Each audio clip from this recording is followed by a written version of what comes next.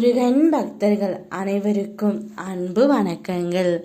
என் அன்பு குழந்தையே, உன்னிடம் மிக மிக முக்கியமான விஷயத்தை கூறவே உன் அப்பா நான் இப்பொழுது வந்து கொண்டே இருக்கின்றேன் தங்கமே.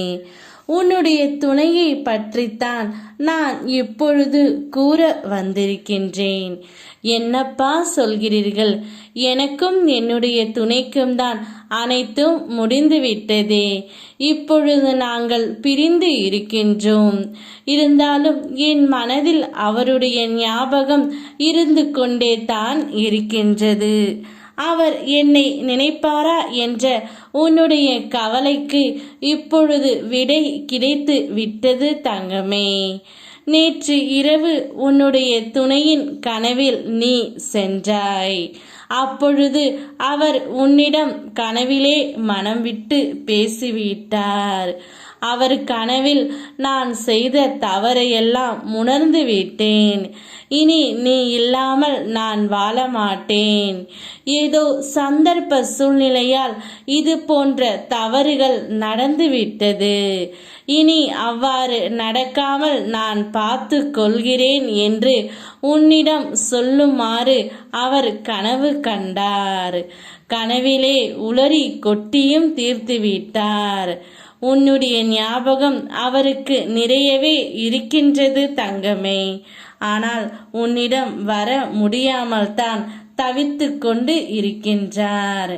அந்த தவிப்பு எனக்கு புரிகின்றது. ஆனால் நிச்சயம் அதற்கான காலம் கூடிய விரைவில் வரும். உனக்கான கால நேரத்தை நான் உருவாக்கி தருகின்றேன். அந்த நேரத்தில் நீயும் உன்னுடைய துணையும் சந்தோஷமாக வாழத்தான் போகிறீர்கள். வாழ்க்கையில் இன்பம் துன்பம் போல, பகல் இரவு போல அனைத்துமே கலந்துதான் இருக்கும். அதையெல்லாம் நீ கடந்து வந்தால்தான் நீ நினைத்த அற்புதமான வாழ்க்கையை உன்னால் பெற முடியும். இனி உன்னுடைய வாழ்க்கையில் இருள் நீங்கி பிரம்ம முகூர்த்தம் ஆரம்பமாகி விட்டது. அத்தோடு உன் கஷ்டங்கள் அனைத்துமே உன்னை விட்டு விலகவும் போகின்றது. உன்னுடைய துணையும் உன்னை பற்றித்தான் நினைத்து கொண்டு இருக்கின்றார். அதனால் எந்தவித கவலை இல்லாமலும் தைரியமாகவும் சந்தோஷமாகவும் இரு தங்கமே. நிச்சயம் உன்னுடைய அன்பு உண்மையானது என்றால் அத்துணை தானாகவே உன்னை தேடி வரும்.